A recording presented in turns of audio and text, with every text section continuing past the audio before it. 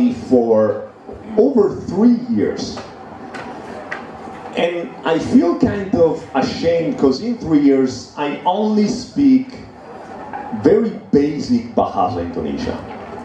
I know enough to say Bahasa Indonesia, not only Bahasa, which is already more than most fucking bullets.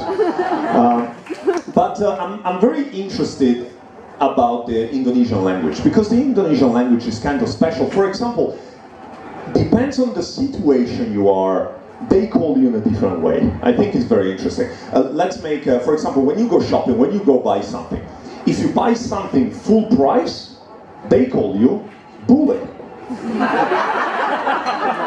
If you haggle down the price and you buy something local price, they call you pak. Now, if you haggle down the price even more and you buy Corona price, they call you anjing. That's what I That's true. Also, don't ask your fucking girlfriend what that meant, motherfucker. You should know. You've been here for 26 fucking years. Shut the fuck up. So, another thing is important to know is, for example, when you have sex. So when you have sex with an Indonesian girl, so if she says pelan pelan, means slow down, okay? If she said capet, means hurry up. And if she says sudah, means you've been a great lover. I think that's what they told me after. I think that's what it means. That's what it means? I think so. Yeah.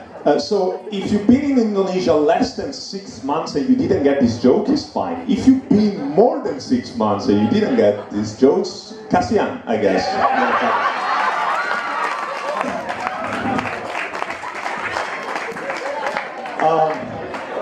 See, half of the people are asking, what the fuck did you say? Motherfuckers. Fucking colonizers, motherfuckers.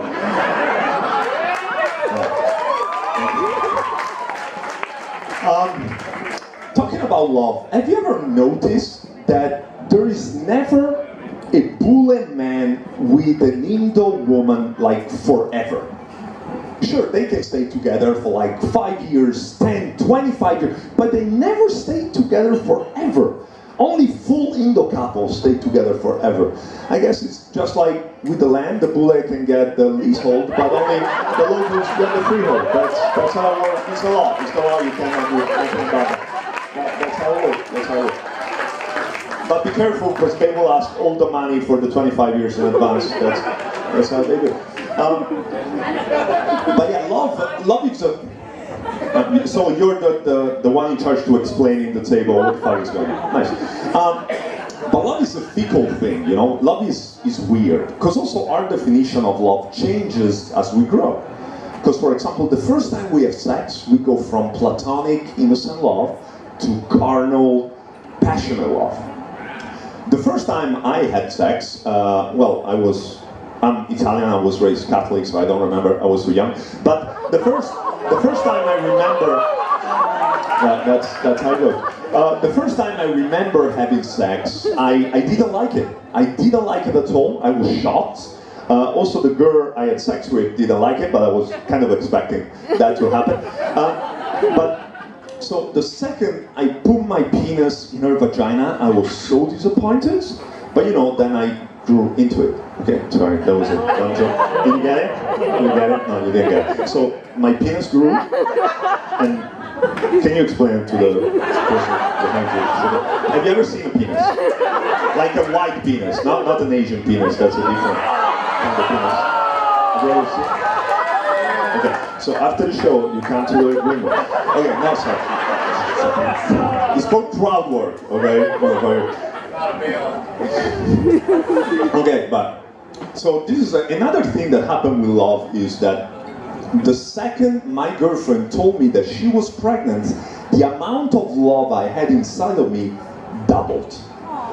It's true, and it's hard to explain if you never had children or if you're a shitty parent, I guess. But the amount of love I had like completely doubled, and I remember like as soon as she told me that she was pregnant, I called one of my best friends. His name is Krishna, and I don't call him Krishna. I call him the walking contradiction. I have 3 friends in my life that I would call the walking contradiction because they have weird names. For example, this friend of mine is called Krishna, but he became a Muslim, which doesn't really make sense. And I have other 2 friends. This other friend is called Rich, but he's a yoga instructor in Bali. It doesn't fucking make sense. And then I have another one who's called Sydney, but she's not an alcoholic. It doesn't, how does that fucking work? But anyway, I called him and I said, I just discovered that my girlfriend is pregnant. And this is what he answered. He told me, are you gonna keep it? Or are you gonna get rid of it? And I was like, who, my girlfriend? Can I do that? I should become Muslim as well. What the fuck is happening? That's awesome. That's fucking awesome. But no, I do love my girlfriend. And I love my girlfriend completely. Which means that I don't only love the good thing. I also love the bad thing. If you only love the good about the person, it's not fucking love. Okay? It isn't. And so I love everything about her. I love the fact that she's incredibly beautiful, she's immensely sweet, and she has just the best positive energy, okay? But I also love her dark side, which is pretty much all of her, because she's very black. Sorry. It's a dumb joke.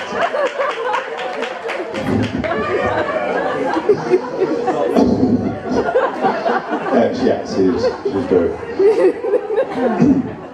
So for example, one thing that I love about my girlfriend is that she has a lot of self-worth issues. Actually, that's the thing I love the most about my girlfriend, because otherwise she would never fucking be with me. That's the thing I love the most. So she's my life partner, okay? So I want to empower her, I want her to feel special, but I also want to make her believe that this is the best that she's ever gonna get. Like, that's very important for me.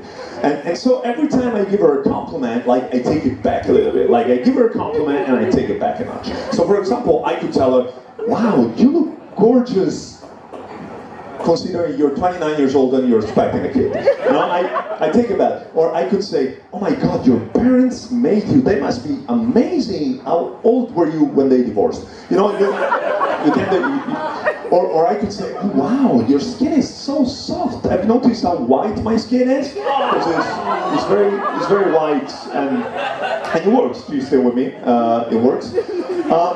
But this is the thing, especially in Bali, dating is pretty difficult because a lot of people have a lot of red flags. And I noticed that there's some new people in Bali, so I'm just going to give this service to you. If you come to Bali, you should be aware of these red flags, okay? So for example, if you start dating someone in Bali and that person has more than 2 dogs, that's a red flag, okay?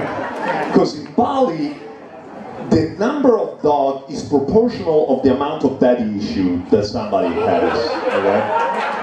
So 1 is okay, 2 is a stretch, 3 or more, fucking run for your life, that's way too much. Or for example, if the person you started to date, in the shortcut from Revolver to Barawa, when there is traffic, stops because wants to go around the shitty part, that's a red flag as well. That person is weak and is not ready for commitment. Okay? Fuck them. Fuck those people. Alright?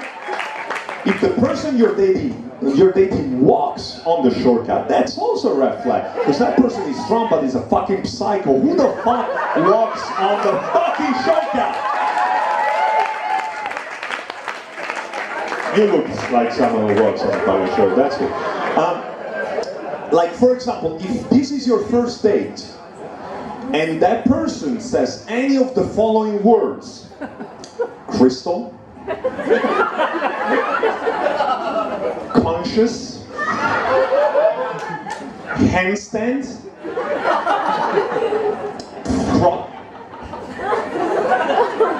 CrossFit, trader, what? Wanderlust? Yeah, oh, because you're with the Nirvana song. You're not gonna get the free fucking month, don't worry. What else? Holding space. That's a big one. High gazing. Or comedian, that's a red flag. That's a big red flag. You should stay away. If you met the person that you're dating in shishi, that's another fucking red flag. Stay fucking away from people in shishi in general. They're like bad people. They're really bad people.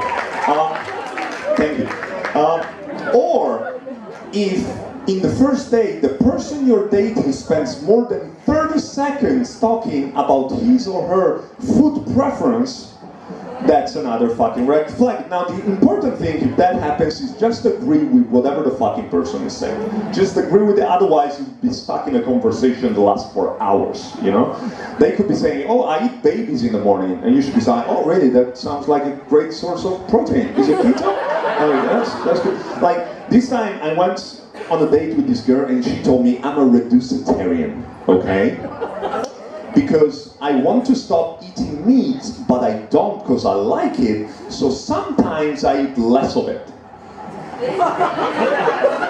And then she gave me a 2 hours lecture about how cow farts are causing global warming somehow.